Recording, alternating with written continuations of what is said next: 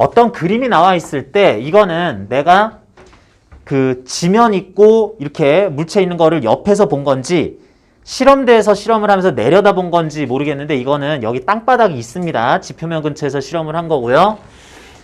플러스 X방향 플러스 Y방향에 대한 X축 Y축 원점에서 전자를 하나 갖다 놓고 전자 질량 뭐 3 곱하기 전자질량 여기 나와 있죠. 질량이라 그러면은 1 곱하기 10 마이너스 30kg 뭐 이 정도라고 일단은 정의를 하고 9 곱하기 10에 마이너스 31승 킬로그램이라고도 쓰는데 좀 대략적으로 나왔고요. 전하량, 음전하도 가지고 있다라고 할 건데 어쨌든 이걸 갖다가 X축 양의 방향으로부터 시계 방향으로 세타의 각도를 가지게 한 다음에 던졌다 그랬는데 이거를 지금은 일단 세타를 6분의 파이 라디안 또는 30도 각도를 향하도록 던졌다라고 하자. V0m/s로. 그랬을 때 지금부터 1초 후에는 얘가 어디가 있을지 보자. 제시문에 나온 것처럼 중력가속도는 10m/s제곱이라고 했으니까 전자라고는 했지만 전기장 뭐 어떤 조건 안 나왔고 질량을 가르쳐 줬으니까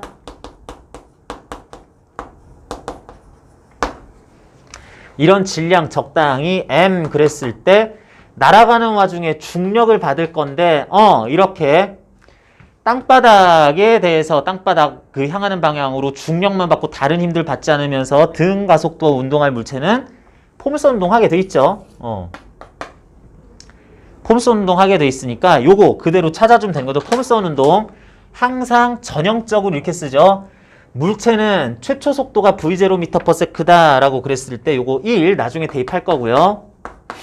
V0였다라 그러면 요런 각도 세타라 그러면 지면의 나란한 방향과 지면의 수직인 방향, 중력 방향 이런 식으로 표현이 되고 하는 식으로 최초 속도 자체를 V0 코사인 세타 코사인 30도 V0 사인 30도라는 두 개의 속도를 가지고 가속도는 중력 가속도로서 항상 아랫방향으로 10m/s제곱을 받게 될 거니까 그런 속도들 중에서 요거는 계속 일정하게 유지가 될 거다.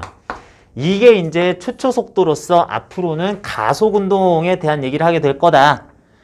그러면서 1초 동안에는 곱하기 1초 한 거리만큼 오른쪽으로는 나름 가 있고 최초 속도가 0이 아닌 채로 이렇게 해가지고 쭉 내려와서 요 거리만큼 등가속도 운동한 거리 구해준 다음에 X좌표, Y좌표 이용해가지고 1초엔 여기 있는데요 라고 써주는 식으로 어느 정도는 전형적이죠. 최초 속도를 분해한다. 이쪽으로는 등속 운동, 저쪽으로는 등가속도 운동한다. 등속 운동이니까 곱하기 시간, 등가속도 운동이니까 등가속도 식 대입해가지고 S는 V0t 플러스 2분의 AT 제곱 넣어가지고 단위가 미터, 미터/세크, 킬로그램 뭐 이런 걸로 나와 있다는 거 센티미터 나왔으면 좀 바꿔주고 이런 것만 주의해서 풀어주면은 뭐 1번 문제는 간단하게 풀 수 있었습니다. 여기서 간단하게 라는 말은 쉽다는 뜻이 아니라 특별히 내용적으로 내가 자세하게 써야 될 필요까지는 없다라는 뜻이고요. 물론 등가속도 운동을 한다 내지는 10m/s제곱의 등가속도 운동을 한다라는 말 하기 위해서는 물체는 중력 외에 기타 등등 다른 힘은 받지 않는다. 예를 들면 공기저항 같은 건 무시하자. 뭐 이런 것들. 이런 것들도 조건 중에서 다시 한번 언급해 주는 정도. 요 정도만 들어가지 답안에다가 굉장히 길게 쓸 거까지는 없었다. 요 정도 하겠습니다. 1번이었었고요. 이제 2번에서는 똑같은 상황이에요. 자, 여기 원점이라고 할 수 있는 데서 적당한 세타 값으로 X축 양의 방향으로부터 시계 방향으로 세타만큼 비틀도록 해가지고 V0m/s로 잘 던진다 그랬을 때 이게 최초에 이런 식으로 던졌더니 나중에 어떻게 가봐서 도달했을 때 이건 아니고 요런 데쯤 가봤더니 등속 운동에서 가로로 갔을 거리 D 뭐 등가속도 운동에서 세로로 갔을 거리 D라고 똑같은 거리 크기가 나오기 때문에 요래 했을 때 모두 D와 D로서 같게 나올 수 있는 그럴 조건에 따라 조건을 세타로 한번 구해보자 라고 그랬는데 이거는 뒤에 해설이 자세하게 나와 있으니까 말만 하고 넘어갈게요. 문자값이 이제 세타라고 나와 있을 뿐이라서 아까 전에는 코사인 30 그랬던 게 진짜로 V0 코사인 세타로 t초 동안 잘 가보자.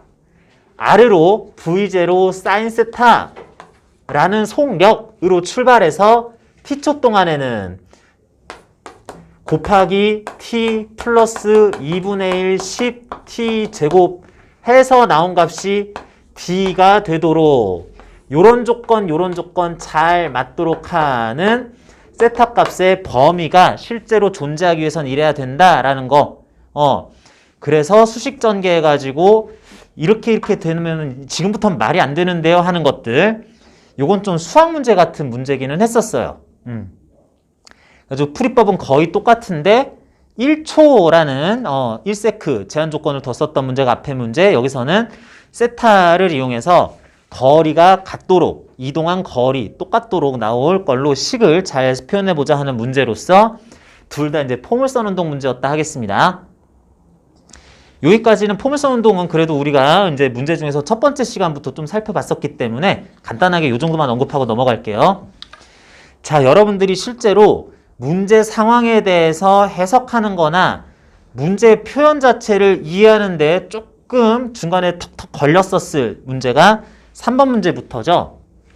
그림 1이 나오고 그림 2가 나오기 때문에 지금 여러분들이 좀 헷갈릴 수도 있는데 3번 문제에서 이런 그림이 나옵니다. 역시 X축 있어요. Y축 쭉 있고요. 원점에다가 전자를 갖다 놓을 건데 이 전자의 성함은 A라고 그러시네요. 전자 A를 갖다 놓자. 질량 M 1 곱하기 10의 마이너스 30승 킬로그램, 전하량 E 1.6 곱하기 10의 마이너스 19승 쿨롱, 뭐 이런 식으로 나오는 물리량들을 기본적으로 1.6 아니라 여기서는 2 곱하기 10의 마이너스 19승이라고 했는데 뭐 어림값이죠. 이렇게 했는데 첫 번째 얘가 정지 상태에서 출발할 거다. 이거 일단 확인을 해야지 되겠고, 두 번째 이게 만약에 현 상태에서 정지 상태에서 여기서 문제에서 뭐라고 했더라? 여기서 제시문 다에서 전자 A를 살며시 놓으면 이라는 표현을 했습니다. 살며시 가만히 라는 거는 앞에 문제처럼 특정 방향으로 내가 강제 속도를 준 다음에 지금부터 가봐 하는 게 아니라 최초 속도 0m/s 조건을 주겠다라는 뜻이고, 그랬을 때 아무 말도 없으면 아니 심지어 가만히 출발했는데 중력은 받을 거니까 점점 빨라지면서 아래로 내려오겠네. 뭐 그냥 그래요. 그렇긴 한데 이걸 그냥 놔두는 게 아니라 적당한 지점에다가 전자 B를 놨다 그러죠. 전자 B를 원점 아래 마이너스 값의 y좌표를 가질 곳에다가 어딘가에다가 놨다고 그럽니다. 그랬을 때 요걸 갖다 놓으면 전자 요것도 뭐 음전하로서 전하량을 가지니까 이건 이제 고정시켜 놓을 거라서 얘 질량은 알 필요까지는 없고요. 아무래도 위에 있는 전자에게 청력으로서 전기력을 가할 수 있지 않겠느냐 라고 하자. 청력으로서 전기력을 가한다라고 한다면은 여기다 가만 놨는데 원래 얘는 어떤 운동을 하든 중력은 받는 거고 B로부터 받는 전기력이 그 방향이 중력과 일단 반대 방향이면서 크기가 더 클 수도 있고 작을 수도 있음에 따라서 물체가 받는 R자임이 달라질 수가 있을 거다. 오케이. 그러면은 이거는 적어도 정지 상태에서 중력 받거나 완전 아래에 있는 전자에서 전기력 받으면은 상하 운동만 하지 갑자기 얘가 비틀 해가지고 이쪽으로 날아가거나 그러진 않겠다라고는 생각을 해야 되겠고, 상황 정리를 해가는 겁니다. 3번 문제부터는 좌우 방향에 대해서는 움직이는 거 아닌데 이제 괜히 나온 축이구나 일단 생각을 하고요. 그랬는데 중력은 맨날 mg 뉴턴을 받을 텐데요. 앞으로도 최초에도 받고 있었고 그랬는데 이런 전자 B가 가까운 데 있을 수도 있고 최초에 멀리 있었을 수도 있는데 아무래도 가까이 있으면 일정한 중력에 비해서 큰 힘으로 미니까 출발 그랬더니 다다다다다닥 올라가기 시작할 거고, 멀리 있었으면은 내려가고 뭐 어쩌고 하게 될 것 같아. 오케이. 최초 전자 B의 위치에 따라서 A전자, 전자 A의 운동 시작 방향이 결정이 되는구나 라는 거 일단 확인을 했는데, 자 계속 봅니다. 그렇기 때문에 다 0,-H 지점에 전자 B를 고정시켜 놓고 순간 원점에 가만히 전자 A를 가만히 살며시 놓으면 중력과 전기력을 받아서 운동을 하게 될 텐데, 그 H 값을 변화시킬 때 H는 A가 나오는 점을 기점으로 해서 전자 A의 출발 직후 속도의 방향이 바뀐다라고 그랬습니다. 자, 여러분들 이런 거 이 문제에서의 특이한 조건, 문자의 의미 뭐 이런 거기 때문에 전반적으로 한 번 읽자마자 이거 얘기하는구나 라는 걸 떠올리기가 힘들어요. 상황에 대해서 이렇게 하면 아마 이렇게 되겠지라는 것들 쭉 자기가 생각해보고 다시 한번 읽어봐야지. 여기쯤 있으면 출발 후 이쪽, 여기 있으면 출발을 이쪽으로 하는구나. 그런데 B의 위치가 여기도 아니라 적절하게 여기라면 요거보다 위에 있을 때 아래 있을 때를 기준으로 A의 출발 방향이 바뀌는구나. 그거 찾으란 얘기구나 라고 생각할 수 있다면 그게 어디겠니? 여기 써서 중력보다 전기력이 클 때, 여기 써서 중력보다 전기력이 작아서 아래로 갈 때의 기점이 되는 B의 위치라는 것은, 그러니까 나 덕분에 전자 A가 받을 전기력이 중력 크기와 같을 때를 얘기를 하겠구나. 크기만 얘기하면 이렇게 될 때의 R 값을 구해주면은 그게 바로 여기서 A라고 표현한 거였겠구나. 요걸 이제 2항에서 A는 mg분의 K 2제곱 요렇게 이제 필요한 문자 10 1 곱하기 10의 마이너스 30승 요거 2 곱하기 10의 마이너스 31승 제곱 이런 거 넣어가지고 실제로 구해주면 되겠어요. 자, 그런데 3번까지는 어떻게든 이렇게 했다 치고 최초 전자가 너무 B가 A랑 가까이 있으면 멀리 있으면 그렇게 하니까 전기력이 A가 받는 중력과 같을 때의 거리를 A라고 놓자라고 했을 수도 있는데, 4번, 5번 넘어가면서 학생들이 굉장히 많이 헷갈리는 것 중에 하나가 뭐냐면 H나 A를 무엇으로 다룰 것인가에 대한 얘기예요. 자, 무슨 얘기냐면 이게 양수값으로 깨끗하게 나오면 별 문제가 없는데 B의 위치라고 하는 걸 얘기할 때 첫 번째 H라는 것도 쓰고 A라는 문제도 쓰고 있습니다. 그리고 그 위치 위아래로서의 좌표가 0, 1, 2, 3, 4, 마이너스 1, 마이너스 2, 마이너스 3, 마이너스 4 이렇게 될 거기 때문에 A든 H를 또한 표현을 할 때 그걸 좌표로 쓸 것인가 원점으로부터의 거리라고 읽을 것인가 또 문제가 돼요. 자, 그랬을 때 얘들아 한번 여러분들 풀어봤으니까 이렇게 대답해 봅니다. H는 변수니 상수니? 이건 변수예요.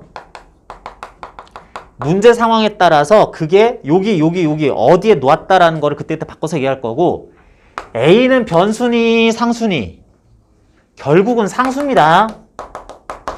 여러 가지 H 중에 요 지점 A에 있었을 때가 가만히 놨을 때 딱 R점이 0에서 움직이지 않을 위치라고 해서 이건 아예 그냥 지금 문제 푸는 동안엔 정해져 있어요. 어쨌든 A 값이나 H 값이 요 안에서 변할 텐데, 자 다시 한번 물어봅니다. H나 A 값은 양수만 나와야 돼요? 양수, 음수 다 나와야 돼요? 음수만 나와야 돼요? 1번 둘 다 양수로만 취급해야 된다. 2번 음수로만 취급해야 된다. 3번 이럴 수도 있고 저럴 수도 있지. 1번, 2번, 3번 뭐예요? 여기서는 H든 A든 변수든 상수든 어쨌든 양수로만 나타나야 되는 거죠. 자, 이게 헷갈리기 시작하면 식이 꼬이게 돼요. 답의 표현이 바뀌게 되고. 자, 다시 봅니다. 2번에 이쪽에 제시문 다 해서 이러 했을 때 좌표 0,-H 지점에 한 개의 전자 B를 고정시킨다 그랬어요. 여기라 그랬어요. 예를 들어서 0,-10 지점이라면은 H를 10으로 쓰자는 얘기죠. 그러니까 여기서 h라는 문자 자체는 원점으로부터 떨어진 거리 개념이라고 생각을 하자. 이 좌표를 뜻하는 게 아니라. 그랬는데 뒤에서 보니까 이러이러하게 h를 변화시킬 때 h가 a일 때를 기점으로 라고 했으니까 역시 a라는 것도 이런 거리 중에서 알짜임이 0, a가 받을 알짜임이 0일 때의 거리를 a라고 하자라는 의미로 새겨야지 되겠다. 그러다 보니까 지금 3번 문제에서 자 다시 한번 이런 눈으로 바라보면은 3번 문제에서 상수 a 값은 정해졌고요. h가 그 a보다 크냐 작냐를 물어봤는데 3번 문제에서는 뭐뭐뭐 최고점 좌표를 첫 번째 h가 a보다 작을 때라고 하고 두 번째 h가 a보다 큰 케이스 구분해서 한번 대답해 보세요. 최고점 어딜지 a의 최고점 어딜지 구분해 보세요. 그랬습니다. 자 a라는 위치는 여기라고 칩시다. 그러면은 b의 위치가 여기 위에 있을 수 있고 b의 위치가 여기 아래라는 데 있을 수 있어요. 그러면은 이 첫 번째 케이스가 의미하는 거는 a라는 특정 위치 기준으로 b를 거기보다 위에 놓겠다는 얘기야? 아래 놓겠다는 얘기야? 위에다 놓겠다는 얘기입니다. a라는 것에 대해서 h라는 뭔가 길이가 이 길이보다 원점부터 짧은 데다 놓을 거라는 거기 때문에 얘랑 상대적으로 가까울 거라서 전기력이 중력보다 커서 얘를 위로 출발시킬 거다. 아 이렇게 놓는다는 거는 전자 A는 최초 출발 방향이 위쪽이겠구나. 이렇게 놓는다는 거는 이렇다는 길이보다 더 먼 거리일 위치에 전자 B를 갖다 놓겠다는 거구나 라고 한다면은 A가 받을 전기력은 상당히 작을 거기 때문에 A의 출발 최종 방향은 운동 방향은 아래로 가속되면서 시작이 되겠구나 라고 놓자는 거죠. 그래서 이게 학생들이 꼼꼼하게 읽지 않으면 자기가 풀다가 헷갈려요. 왜? A가 H보다 작다. H가 A보다 작다. A보다 작다. 좌표가 여기가 더 작은 거니까. 이렇게 하면 답이 완전 뒤집히게 됩니다.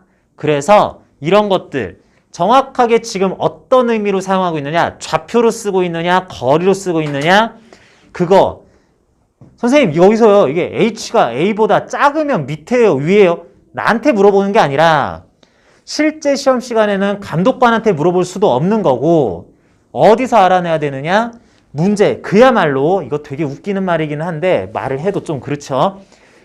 문제를 차근차근 천천히 차분하게 뜯어보면서 네가 알아내야 되는 겁니다. 자 그래서 요거 여러분들 이거 보다가 그냥 대충 생각한 친구들 중에서는 답이 거꾸로 되는 경우도 내가 자주 봅니다.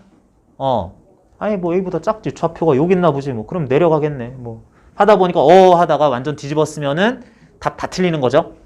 자 그래서 이런 케이스 나눠서 각각에서 A라는 전자의 출발은 최초 이렇게 했지만 최고점 위치를 찾아보자 라고 했습니다. 요때도 최고점의 좌표를 찾아보자 라고 그랬어요.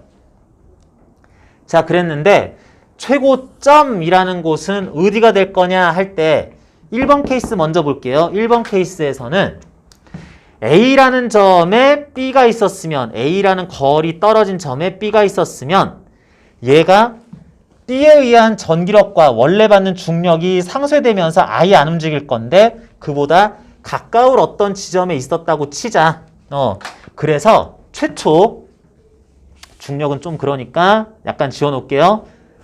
최초 A와 B 사이의 거리가 H라고 하는 거긴 한데 그런데 그게 상당히 큰 힘을 줄 수 있을 위치였었다면은 A는 중력보다 큰 전기력 때문에 위로 가속하긴 하는데 지금부터 가속하는 운동이 등가속도 운동은 절대로 아닙니다. 그런데 적절한 위치까지 올라가게 되면은 또 멀어졌으니까 전기력이 작아지겠다. 그러다 보면은 A가 이만큼 어디까지 갔을 때 얘의 받고 있는 R자임이 0일 때가 나오겠죠.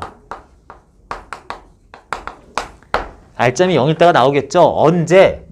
지금 여기부터 높이 거리가 A만큼 차이 날 때 거기까지 가면은 결국엔 거기서도 R점이 0이 될 거야. 이걸 찾는 친구들이 굉장히 많습니다. R점이 0이 된다. 그래서 거기 지금 H 위치부터 A만큼 더 올라간 지점 최고점 높이 좌표 A-H 이렇게 써버린 친구들도 간혹 있어요. 간혹이 아니라 꽤 자주 있습니다. R점이 0이면 물체가 최고점이니? 아니죠. 최초에 정지했었다가 위쪽으로 올라간 속도를 가졌었고 위쪽으로 올라가다가 R점이 0이 됐으면 올라가던 속도는 있으니까 계속 올라가고 뭐 관성의 법칙 언급하지 않아도 되죠. 그 이후에는 오히려 전기력보다 중력이 커지니까 점점 위로 하면서 느려지다가 순간적으로 속도가 제로가 되는 지점을 가리켜 우리는 최고점이라고 하죠. 그 좌표를 구해라 라는 거기 때문에 요 R자임 0일 지점 찾으면 안 되겠습니다. 자, 그러면 최고점의 의미를 우리가 알아냈어요. 최초에 위쪽으로 출발은 했지만 가속되다가 감속되다가 정지하는 최종 지점까지의 위치를 어떻게 나타내야 되겠느냐, 뭐로 쓰면 되겠느냐, 여기부터가 이제 문제인데 여기에다가 무슨 법칙을 쓰거나 아니면 이런 원리를 쓰면 좋을 것 같아요. 뭐 쓰면 좋을 것 같니? 뭐 쓰면 좋을 것 같아요? 일단 이일 에너지 정리를 쓰는 방법이 있을 겁니다.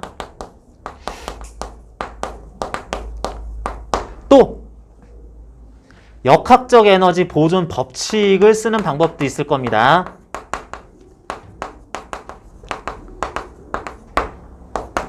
또 나는 그냥 이 정도가 최선일 것 같아요.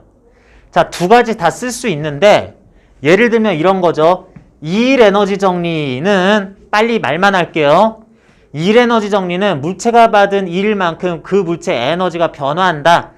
플러스 값의 1을 외부로부터 받으면 내 에너지는 증가하고 마이너스 값을 감소하긴 하는데 사실은 그 일 에너지 정리도 세 가지로 크게 구분을 해줘야 되겠다. 내가 다양한 힘을 받는데 그 힘들의 R자 힘으로부터 받은 에너지, 그로부터 받은 일은 나의 운동 에너지 증가 감소를 시킨다. R자 힘에서 플러스 1을 받으면 운동 에너지 증가, 반대는 감소. 중력이나 전기력 같은 보존력에 의해서 일을 받으면 포텐셜 에너지가 변한다. 여러분들 MGH만 생각하면 안 되죠. 이제는 중력이나 전기력, 탄성력 같은 보존력에 의한 일을 받으면 해당 힘이 플러스 값에 일해줬을 때 그 포텐셜 에너지가 탄성 포텐셜, 중력 포텐셜, 전기 포텐셜 에너지가 증가한다, 감소한다? 해당 힘에 의해서 플러스 값에 일을 받았을 때 해당 포텐셜 에너지가 증가한다, 감소한다? 감소한다. 그리고 그런 보존력들 빼고 받고 있지만 빼고 좀 눈 감아놓고 나머지 외력 비보존력들에 의해서 받은 일만큼 무슨 에너지가 증가 감소한다? 역학적 에너지가 증가 감소한다. 말만 이렇게 해도 알아듣니? 이것도 일 에너지 정리 다시 해야 돼?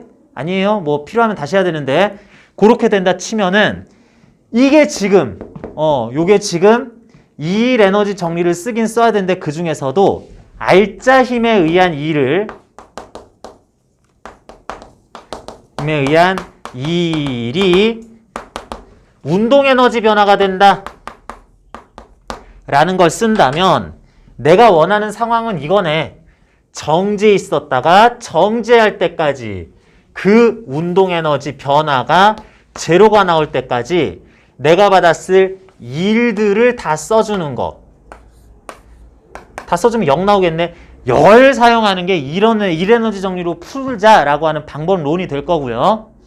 이게 결론적으로는 답은 똑같아져야죠. 당연히 똑같아져야 되는데 역학적 에너지 보존 법칙을 쓰겠다라고 하는 거는 물체가 이렇게 되는 동안에 역학적 에너지는 보존됨으로 역학적 에너지 보존 법칙에 의해 이렇게 쓰는 게 틀리는 말은 아닌데 논술답안지 서술상으로는 굉장히 좀 너무 유치한 수준이다 라고 할 수 있겠다. 이 과정에서 이렇게 되니까 이 법칙을 적용하면 이라고 아예 얘기하는 거는 얘가 이런 문제 풀 때 법칙 적용을 요걸 하면 된다는 것까지는 알고 있구나. 요런 인상만 준다.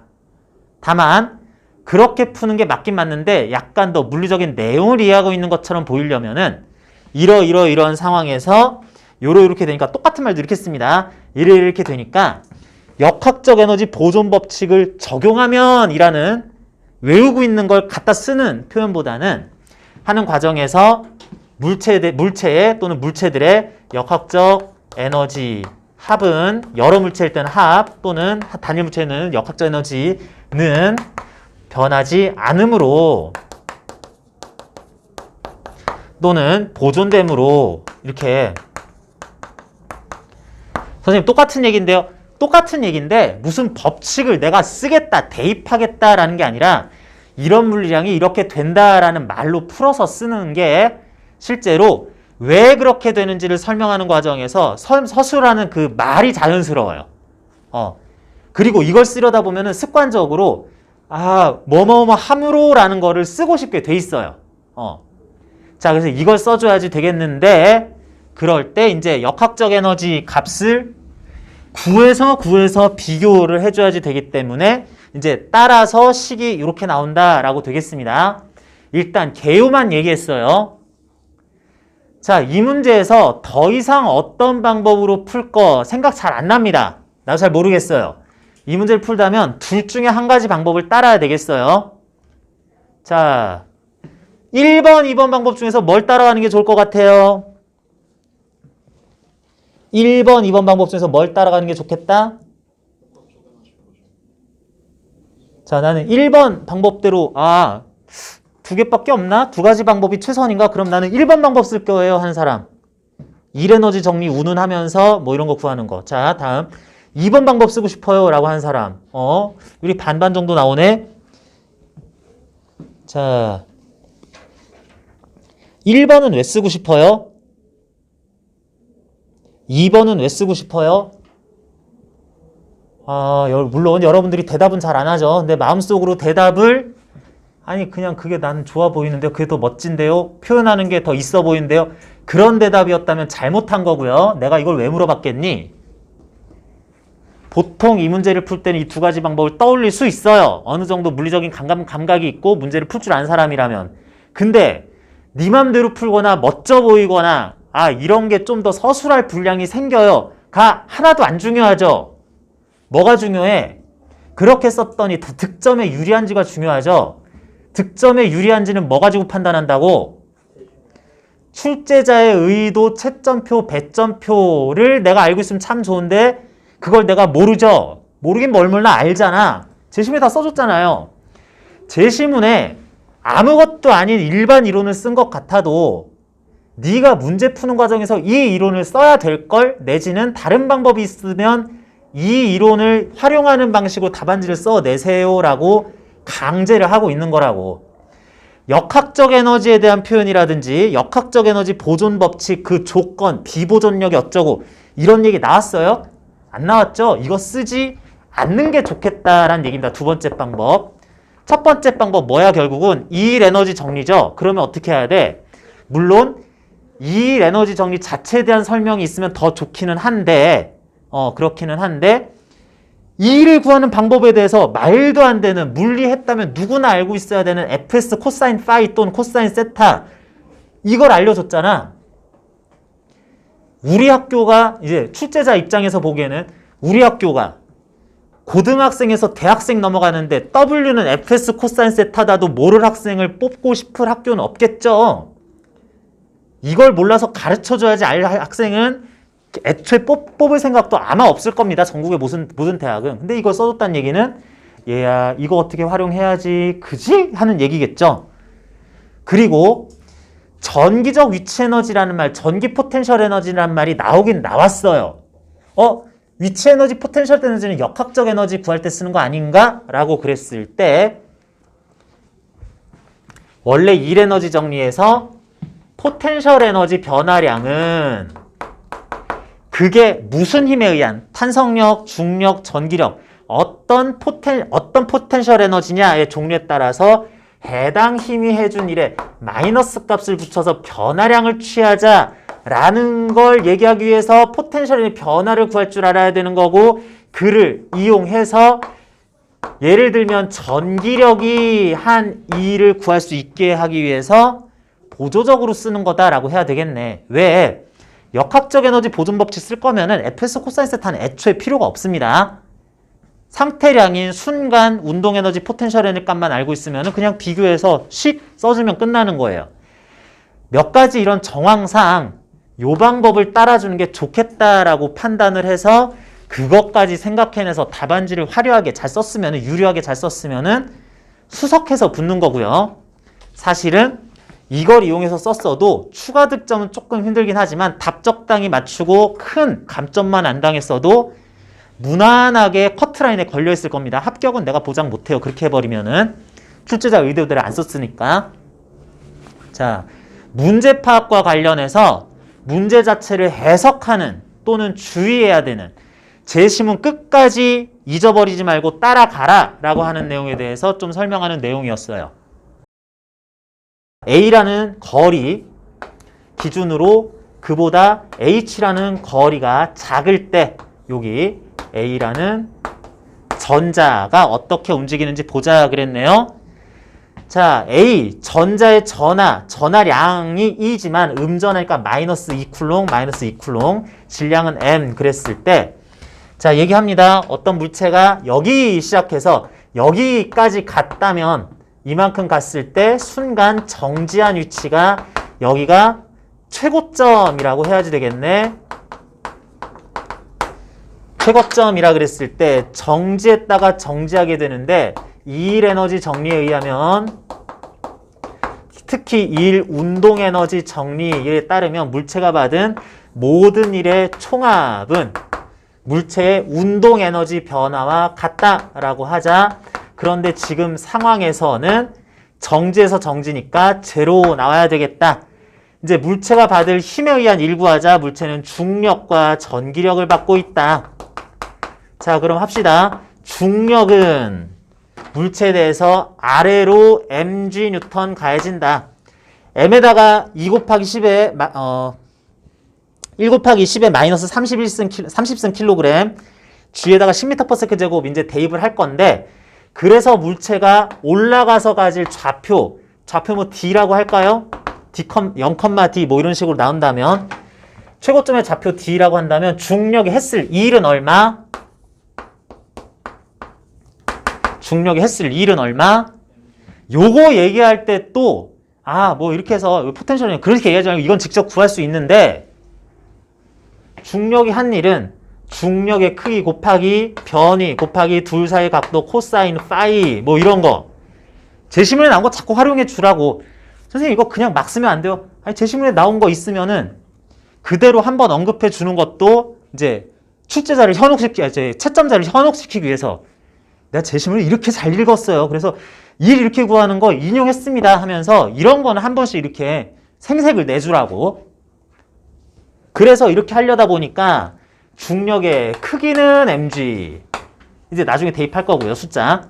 거리를 d만큼 갖다가 치고 d의 크기, 변위의 크기, 코사인 파이를 코사인 180도 또는 파이 라디안으로 써줘야 되겠다. 그래서 요거 마이너스 1 나오니까 마이너스 mgdo. 이거 구하고 이제 하나하나 구하는 거죠. 전기력이 한 일도 구해야지 라고 했을 때, 이거는 사실은 적분해줘야 됩니다. 방향까지 고려해서 식 써준 다음에 fs 코사인 세타 적분해줘야지 되는 건데, 요거는 구할 때 이렇게 가자. 전기력이 해준 일만큼 물체의 포텐셜 에너지, 전기 포텐셜 에너지 변화의 마이너스 값으로 나올 건데, 변화량인 거는 전기 포텐셜 에너지 나중 값 빼기 전기 포텐셜 에너지 처음 값이 델타 EP고, 마이너스도 붙여줬으니까 E 처음 포텐셜 에너지 전기 빼기 E 나중 포텐셜 에너지,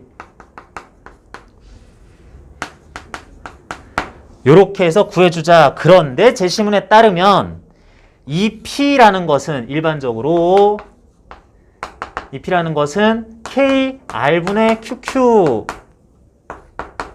라고 쓴다고 하였으므로 KR분의 QQ 쿨롱상수 9 곱하기 10의 9제곱 썼을 때 여기부터 여기까지 요 H 거리에서 D까지 갖다 치면은 처음에는 H 플러스 D라는 거리에 의해서 처음 포텐셜 에너지는 K H분의 E제곱, 나중 포텐셜 에너지는 K H 플러스 D분의 E제곱 대입해가지고 이것도 구하고 저것도 구했으면은 이게 계산해보면은 음수값 나올 겁니다. 요게 음수값 나올 거라서 요거 더한 게 제로가 된다. 이행했더니 이렇게 되겠다. D 전개 해가지고 푸는 게 단순히 정답을 맞힌다라는 측면이 아니라 올바른 방법으로 제시문을 끝까지 써서 일 에너지를 정리를 쓰자 뿐만이 아니라 일 구할 때에도 중력이 한 일은 fs 코사인 파이 또 인용해서 쓰고 전기력이 한 일 쓸 때는 이거 적분은 좀 그렇지 않나요? 포텐셜 에너지 개념 이것도 일 에너지 정리 아무튼 활용하면은 제시문 충분히 쓸 만큼 다 써서 나는 이렇게 얘기를 했다라고 쓰면 되겠다. 자, 그래서 이런 풀이가 나온다라는 거. 자, 여러분들이 첫 번째 내용 이해하는 거 중요하다. 두 번째 답 내는 거 중요하다. 세 번째 그런데 그 답의 풀이 과정을 고득점에 유리한 풀이 과정으로 요령껏 이렇게 생생 내면서 써주는 거. 이렇게 써야 나 답 다 맞힌 것 같아. 나 이런 문제 풀 줄 알아. 이거 합격할 것 같은데 라고 착각하고 나오느냐. 이렇게 해야 되는데 요거까지 신경 써서 이렇게 썼어야지 그래야 고득점이 되지 라는 것까지도 답안에다 반영한 채로 나오냐의 차이가 갈린다. 실제로 제시문 나온 거 쓱 한번 훑어보고 정답 풀기에 막 급급해가지고 우연히 또 그게 출제자 방향과 맞아떨어지면 모르겠는데 자기 마음대로 풀어가지고 배점 요소 다 피해가면서 쓰는 답안지 어마어마하게 자주 봅니다. 그래서 여러분들 요런 것들 뭐 풀이 자체에 대한 설명이라기보다는 고득점 답안지를 위해서는 이런 것들 신경 써야 된다라는 거 다시 한번 얘기를 했고요. 벌써 우리 몇 번째 지금 점전화 사이 거리가 R만큼 떨어져 있을 때 그 사이에 전기 포텐셜 에너지에 대한 얘기 몇 번 좀 활용되고 있습니다. 자, 그래서 최고점 좌표 H값이 A보다 작을 때 H가 A보다 클 때 비슷하게 구하는데 뭐 요렇게 했을 때 H가 A보다 클 때는 원점 그냥 그대로 나옵니다.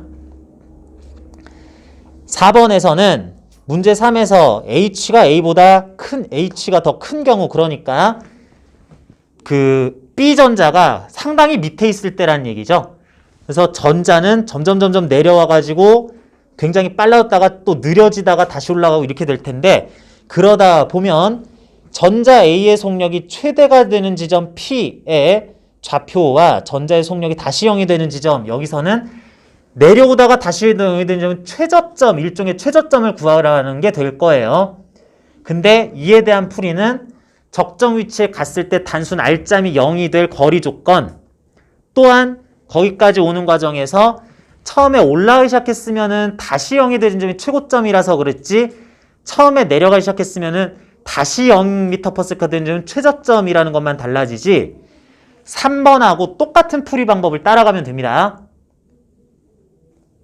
이게 완전 반복이라서 내가 요거는 해설로 좀 넘길게요. 풀이 과정에서는 이러이러한 용법, 이런 풀이 과정에 대한 설명, 이 방식대로 나가야 된다라는 거는 완전 똑같고요. 그리고 5번에서는 이러저러 해가지고 전자 A가 정지할 때까지 중력이 전자 A의 한 일 WG, 그래비테이션이 한 일을 구하여라 라고 그랬는데 이거는 그냥 mg 코사인 파이, mg 코사인 세타 이용해서 구하면 되는 거고 1호부터 전기력이 한 일 WE, 일렉트릭 포스가 한 일을 유추하시오, 구하시오 그랬는데 요거는 역시 이일 에너지 정리해서 결국은 중력이 한 일은 굉장히 쉽게 구할 수 있는데 mg, 거리, 방향 좀 이용해서 플러스 마이너스만 따지면 구할 수 있는데 전기력이 한 일은 이일 에너지 정리를 언급하면서 정지할 때까지 운동에너지 제로일 때까지를 보면 외력들이 해준, 외력이라기보다는 두 개의 보존력이 해준 일은 총합이 제로 돼야지 되는 거니까 라는 것으로부터 요런 식으로 구할 수 있겠구나 라는 거 또 구해주는 뭐 그런 문제였었습니다. 아주 요거는 뭐 풀이 방법에 대해서는 3번, 4번에서 추가 득점, 고득점 요소가 있었던 거지. 여기서는 뭐 뒤에 나온 설명이라든지 아니면 일반적인 식으로 했을 때 뭐 따라갈 수 있는 거기 때문에 길게 언급은 안 할게요. 우리가 벌써 8회차예요. 9회차냐? 8회차예요. 그래서 여러분들 내용 설명에 있어서는 내가 뭐 일에너지 정리를 얘기한다. 무슨 뭐 전기 포텐셜 에너지 얘기한다. 포텐셜 에너지의 일반적인 의미를 얘기한다. 이건 지난 시간에 했고 공식들 이런 거 있으니까 외워라 라는 얘기 한다든지 이런 것들은 좀 반복이라서 한 번, 두 번 언급은 하지만 이제는 여러분들이 내용을 넘어서 고득점으로 좀 향해 가야 되는 거고 내가 척하면 착하고 답안지 쓸 때 이런 거 주의해야지 그러면 알아요. 주의하면서 썼어요. 라는 것들을 계속 반복해서 확인하는 정도의 실력이 점점 갖춰지고 있어야 되기 때문에 상세한 뭐 전개 과정은 뭐 그냥 하면 되는 거고 그냥 계산기로 해도 되는 거고 계산기 없죠. 아무튼 실수 안 하고 하면 되는 거고 이런 포인트를 니네도 찾았니? 라는 것에 대해서 다시 한번 얘기하고 확인해보는 그런 작업을 조금 더 할 겁니다. 이제 점점 고득점으로 가야 돼요. 자, 여러분들은 기본적으로 이런 얘기 합니다. 세상 논술 시험, 논술 전형, 수시 전형으로 시험 봐가지고 단 한 번도 논술 수업을 들어본 적 없는데 합격하는 애들이 있어요. 있긴 있는데 그런 학생들은 워낙에 이런 거 서술에 대한 연습이나 이런 것들에 대한 능력 자체가 감각이 타고난 애들 또는 나름 내 맘대로 풀었는데 그게 우연히 고득점에 유리하게 된 애들도 있긴 있어요. 세상엔 그런 사람들이 있습니다. 아무런 노력도 안 하고 있다가 로또나 한번 사볼까? 그래서 오랜만에 한번 사봤는데 1등 되는 사람도 분명히 있어요. 노력을 해서 열심히 해서 번호를 맞춰서 뭐 이렇게 해가지고 그렇게도 떨어지는 사람도 있는 반면 그런 사람이 있어요. 그런 경우는 쟤는 저 학교 붙을 운명이었나 보다 그러고 그냥 넘어가고 여러분들은 실력으로 붙읍시다. 운으로 붙을 생각에 너무 의존하지 말고 실력으로 붙읍시다. 실력으로 어떻게 붙느냐? 고득점에 유리하게 제대로 답안지만 써주면 되는데 결코 그건 어렵질 않다.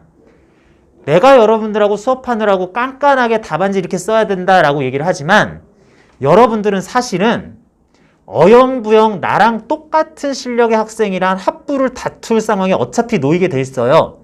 그래서 이 수업 안 들었어도 딱히 여러분들이 경쟁자들보다 특정학교 특정과에 지원한 학생들 중에서 월등하게 떨어질 실력으로 시험을 보고 나오진 않을 겁니다. 어려우면 다 같이 못 풀고 쉬면 다 같이 잘 풀 거예요. 그래서 여러분들은 우리 수업 안 듣고 연습 안 했어도 붙을지도 모르고 떨어질지도 몰랐던 상황이었어요.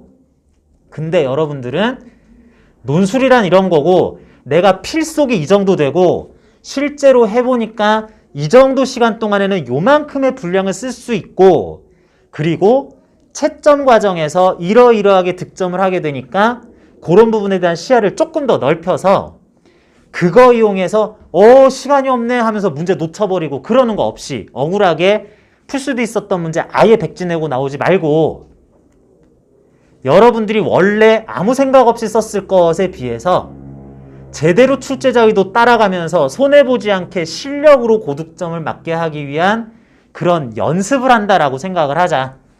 지식을 넓혀가는 것도 필요한데 여러분들은 이 시간이 훈련하는 시간이라고 생각을 해야 됩니다. 내가 잘 가르쳐줘서가 아니라 여러분들이 내 필속은 이러하고 이제는 나는 요 얘기할 때는 이런 표현을 써야지라는 게 아예 인이 배겨 있고 생각해서 쓰는 게 아니라 이에 관한 내용 써야지 그러면 문장이 쭉쭉쭉 나오고 있고 그래서 시간도 아끼면서 간결한 표현으로 올바른 방법으로 풀어가는 거 이게 이제 점점 습관이 되고 내재화가 돼 있어야 되겠다. 그러기 위해서 앞으로도 몇 번 더 연습을 할 거다. 이렇게 생각하면 되겠습니다.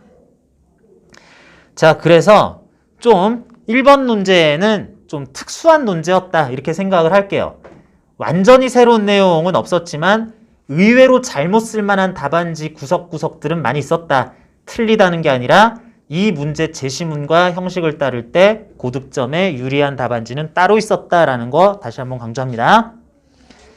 자, 그래서 1번 논제 설명이었고요.